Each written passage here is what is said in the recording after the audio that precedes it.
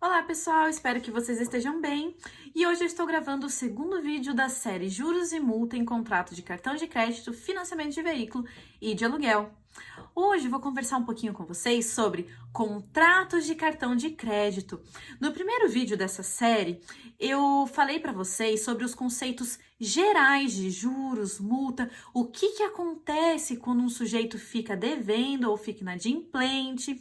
E para este vídeo eu vou pressupor que vocês viram o vídeo anterior, porque vai ficar muito mais fácil a sua compreensão das coisas que eu vou falar aqui hoje, correto? Então, eu vou dividir esse vídeo hoje em 3 partes. A primeira, nós vamos conversar um pouquinho sobre a regulamentação dos contratos de cartão de crédito. Na segunda parte, eu vou falar sobre a cobrança de encargos quando do atraso da fatura do cartão. E a terceira parte vai ser os impactos da pandemia nos contratos de cartão de crédito. Então, sem mais demora, vamos passar então para a primeira parte do vídeo, que é a regulamentação dos contratos de cartão de crédito. O Bacen, através da resolução 3.919 de 2010, ele regulamentou os contratos de prestação de serviço de cartão de crédito. E o artigo 12 determina que nestes contratos de prestação de serviço vinculados ao cartão de crédito, devem estar definidas as regras do funcionamento do cartão e todos os encargos que incidem sobre as operações, tá? Então, a regra geral é que esteja definido no contrato todos os encargos decorrentes da operação, sejam juros remuneratórios, juros de mora, multa, IOF, enfim, todas as taxas e encargos devem estar lá determinados. Como um exemplo para vocês, nós temos o saque que pode ser feito através do cartão de crédito e a maioria dos contratos determinam que quando é feito o saque, vai incidir juros remuneratórios capitalizados mensalmente. Então, sobre o saque será cobrado esses juros remuneratórios mensalmente, desde a data que foi realizado o saque até a data do seu pagamento, assim como tarifa de saque vigente à época. No contrato do Banco Bradesco, do cartão de crédito do Bradesco, eu tô falando aqui do Banco Bradesco para vocês porque o contrato é público. Se você entrar no Google e colocar lá cartão de crédito Bradesco, vai aparecer o contrato deles. Eles determinam o seguinte referente ao saque no cartão de crédito. Para este tipo de serviço, será cobrado juros remuneratórios capitalizados mensalmente desde a data do saque até a data do seu pagamento. A taxa máxima prevista para o próximo período informado previamente pelo emissor do demonstrativo mensal na central de atendimento ao cliente nos eventuais outros meios disponibilizados pelo emissor. Então, o emissor ele vai disponibilizar qual é o juros remuneratório que vai incidir sobre o saque. E também tarifas de saque vigente à época, que também poderá ser obtida através da central de atendimento ao cliente. Isso está determinado no contrato de cartão de crédito do Bradesco, beleza? Temos também a definição do Código de Defesa do Consumidor. E por que o Código de Defesa do Consumidor aparece aqui? Nós estamos diante de um contrato de adesão. O contrato de adesão é aquele em que as cláusulas são pré-determinadas, quando não há uma discussão entre o fornecedor e o consumidor sobre as cláusulas que estão no contrato. Não é segredo para ninguém que quando eu ou você vamos fechar um contrato com o banco, não há discussão de cláusulas, simplesmente assinamos. Então, esse tipo de contrato é de adesão. O artigo 54 do CDC, ele define o contrato de adesão como sendo aquele cujas cláusulas tenham sido aprovadas pela autoridade competente ou estabelecidas unilateralmente pelo fornecedor de serviço. Então, é exatamente isso que eu falei anteriormente. O banco pré-determina as cláusulas unilateralmente. E o o parágrafo 3º desse artigo determina que nos contratos de adesão os contratos de adesão devem ser escritos e redigidos em termos claros e a fonte não pode ser menor que 12. Então, o consumidor, ele tem que entender o que está escrito naquele contrato. Não pode ter aquelas letrinhas miúdas, como antigamente tinha. A maioria dos bancos, enfim, estão seguindo esse regulamento. O parágrafo 4º do artigo 54 do CDC determina que as cláusulas que implicarem em limitação do direito do consumidor, elas deverão ser redigidas com destaque, permitindo a imediata e fácil compreensão do consumidor. Então, o contrato ele deve ser de fácil compreensão para o consumidor. Quando tiver limitação de direito, deve estar destacado justamente para o consumidor verificar que o seu direito está sendo suprimido e deve ser redigido claramente, com caracteres ostensivos e legíveis e a letra, a fonte, não pode ser menor que 12. Posto isso, pessoal, visto aí a regulamentação geral dos contratos de cartão de crédito, nós vamos passar agora para a segunda parte do vídeo, que é a cobrança de encargos quando do atraso da fatura ou liquidação da obrigação relacionada às faturas de cartão de crédito. O que acontece nesses casos? Como vocês sabem, o devedor, já inadimplente, ele é constituído em mora, conforme eu expliquei no primeiro vídeo. Assim, ele tem responsabilidade pelos prejuízos que a sua mora causar ao credor. Mas, doutora, aonde que está determinado isso e aonde a gente encontra os prejuízos? Vamos lá. O artigo 395 do Código Civil, ele dispõe que o devedor será responsável pelos prejuízos, juros, atualização monetária e honorários advocatícios, quando for o caso. Os honorários advocatícios, pessoal, é quando o credor tem que ingressar na justiça para fazer com que o devedor pague aquela fatura ou realize aquela obrigação. Nesses casos vão incidir os honorários advocatícios. Então, o devedor inadimplente, em mora, ele responde pelos prejuízos que essa mora causar, que a sua inadimplência causar, mais os juros, a atualização e aí os honorários quando forem devidos. E, pessoal, onde que encontramos os prejuízos determinados em contratos de cartão de crédito? Elas estão na resolução do Bacen. E a resolução 4.655 de 2017 determina que, no caso de atraso de pagamento ou na liquidação da obrigação relacionada com faturas de cartão de crédito, irão incidir juros remuneratórios por dia de atraso sobre a parcela vencida ou sobre o saldo devedor. Multa nos termos das legislações vigentes, e a gente já vai ver quais são as legislações vigentes, e juros de mora, também nos termos da legislação em vigor. Também já vamos ver qual é essa legislação em vigor. Então, vocês já sabem que nós temos dois tipos de juros e eles podem ser originários de duas maneiras. Nós temos os juros compensatórios, também conhecidos como remuneratórios, e nós temos os juros de mora. E a sua origem pode se dar através de origem legal, através da lei, ou convencionados. Então, esses juros podem ser através da lei, juros legais, ou juros convencionados, que é da convenção entre as partes, o acordo entre as partes. Vamos tratar, então, dos juros compensatórios primeiramente. Eu vou traçar para vocês uma linha cronológica de tudo que aconteceu no nosso país referente aos juros compensatórios em matéria de cartão de crédito, ok? Em 1933, foi publicado um decreto de número 22.626 que não permitia a cobrança de taxas acima de 24%. E quem praticasse essa taxa seria enquadrado em prática de crime de usura.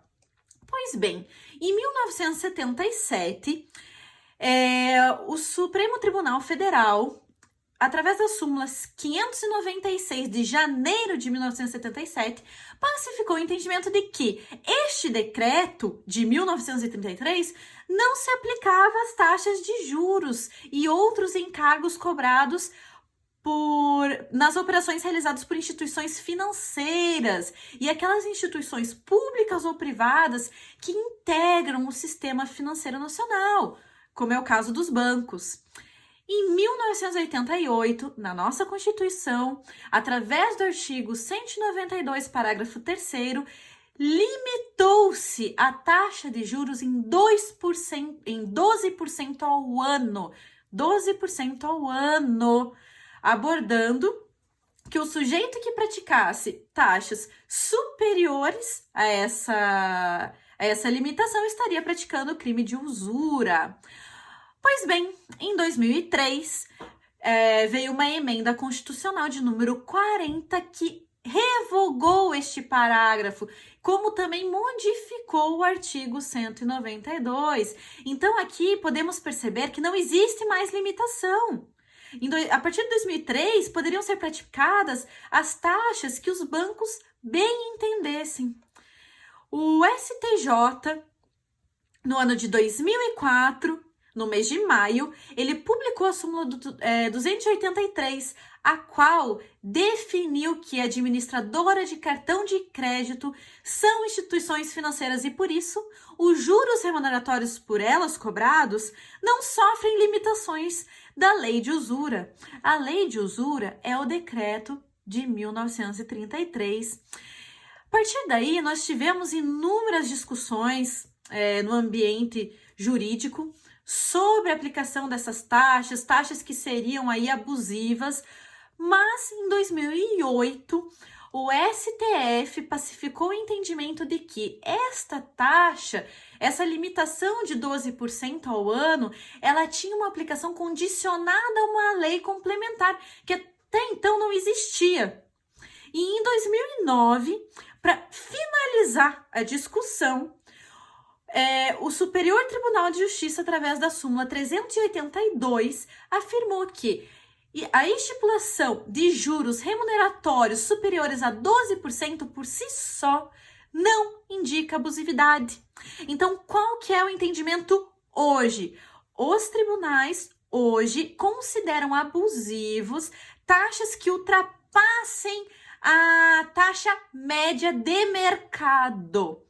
Doutora, mas como que vamos descobrir essa taxa média de mercado? Então, o Bacen, ele divulga as taxas que os bancos utilizam para vários tipos de serviço. Um deles é o crédito parcelado. E para encontrar a taxa média, nós temos que fazer um cálculo. O cálculo é a soma das taxas de juros de todos os bancos dividido pelo número de bancos que trabalham com aquele tipo de serviço. Eu fiz aqui, para dar para vocês como exemplo, sobre a taxa média de crédito parcelado. Nós hoje trabalhamos com uma taxa anual de 132,77% e a taxa mensal é de 6,86%. Então, se o contrato de crédito parcelado ultrapassar essas taxas, aí sim ele pode vir a ser considerado abusivo. Caso contrário, ele não será considerado abusivo.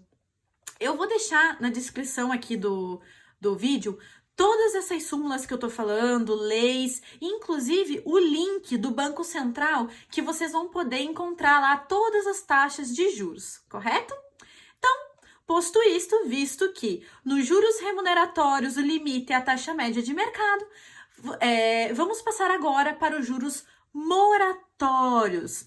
Os juros moratórios são aqueles em que incide a partir do momento da sua inadimplência, a partir da sua mora. E neste caso de contrato de cartão de crédito, de atraso da sua inadimplência com o cartão de crédito ou da liquidação, né, total da fatura ou do cartão, nós temos que os juros de mora serão de origem legal. Então, ele vai estar determinado na lei. E onde que se encontra, né, esta taxa? O artigo 406 do Código Civil determina que os juros de mora, quando eles não forem convencionados, que é o caso, serão fixados segundo a taxa que tiver em vigor para a mora de pagamento do imposto devido à Fazenda Nacional. E aonde que está esta taxa? No Código Tributário Nacional, pessoal. Lá no artigo 161, parágrafo 1º do CTN, dispõe que os juros de mora, eles são calculados a taxa de 1% ao mês, ou seja, 12% ao ano. Então, concluindo, os juros de mora não poderão ser superiores a 12% ao ano, 1% ao mês. Na maioria dos contratos que eu vejo de banco, enfim, em todas as suas prestações de serviço, seja de cartão de crédito ou de financiamento de veículo, as taxas já vêm estipuladas e geralmente realmente é a taxa legal, juros de mora de 1%, beleza? Então, este também é o entendimento do tribunal, 1% ao mês, 12% ao ano. Visto os juros compensatórios e juros de mora, passamos agora à análise da multa. No vídeo anterior, eu falei para vocês que nós temos dois tipos de multa, a multa compensatória e a multa moratória. Para este vídeo de hoje, é interessante falarmos sobre a multa de mora, ok? Neste contexto, é ela que cabe, não a multa compensatória. A multa de mora, conforme eu já mencionei, nos casos de adesão, de contrato de adesão, incide o CDC. E é lá no Código de Defesa do Consumidor que nós vamos encontrar o percentual desta multa moratória. O artigo 52 do CDC, parágrafo 1º, determina que a multa de mora não passará de 2% do valor da prestação. Então, os contratos de banco não podem estabelecer multa moratória acima de 2%. Visto os juros, visto a multa, agora partimos para a parte final do nosso vídeo, que é: quais são os impactos da pandemia sobre os contratos de cartão de crédito e faturas em atraso? Pessoal, neste momento eu estou falando sobre inadimplências que aconteceram a partir da decretação do estado de calamidade no nosso país, que foi no dia 20 de março de 2020. O que eu vou falar agora não se aplica para inadimplências anteriores. Por quê? O Código Civil, que é a nossa regra geral, fala que os inadimplentes em eventos de caso fortuito ou força maior, caso fortuito é evento totalmente imprevisível e caso de força maior são eventos previsíveis, mas inevitáveis. Eles não responderão pelos prejuízos ocasionados da sua mora. Então, as pessoas que ficaram inadimplentes a partir de 20 de março de 2020, ou porque perdeu o emprego, salário diminuiu, ninguém tinha como prever essa pandemia e prever que o seu salário ia diminuir, ou prever que ia perder o emprego, enfim. Nestes casos, ao meu entender e de muitos colegas, os devedores, os inadimplentes, não devem arcar com os prejuízos decorrentes da sua inadimplência no período da pandemia, apenas com o valor da sua fatura ou da sua liquidação. Por quê? Eles estão resguardados pelo artigo 393 do Código Civil, que determina que o devedor não responde pelos prejuízos resultantes de caso fortuito e força maior, salvo se responsabilizados por eles. Esse finalzinho, pessoal, salvo se responsabilizado por eles, é no caso de você ter assinado um contrato em que em uma das cláusulas estava determinado que você responderia pelos prejuízos em caso fortuito ou força maior. Pessoal, é claro que nós estamos na pandemia. Em caso fortuito, ninguém poderia prever o que estava acontecendo, certo? Assim como você também não poderia prever que ia perder o seu emprego, como eu já falei antes, diminuir salário, e que você iria ficar inadimplente diante de uma situação aí de fatura de cartão de crédito. Então, a maioria dos contratos que eu já vi não tem cláusula que estipule que o devedor ou constituído em mora vai ficar responsável pelos prejuízos em caso fortuito ou força maior, ok? E lembrando, aqui quando eu falei que você, devedor inadimplente, a partir do momento da pandemia, pode não responder pelos prejuízos, existe uma excludente da sua responsabilidade, e isso não se aplica no caso das suas dívidas anteriores à pandemia, ok? Pessoal, eu acredito que é isso. Nos próximos vídeos eu vou falar sobre contrato de financiamento de veículo e um outro sobre contrato de aluguel. Eu espero que vocês tenham gostado do vídeo e até o próximo.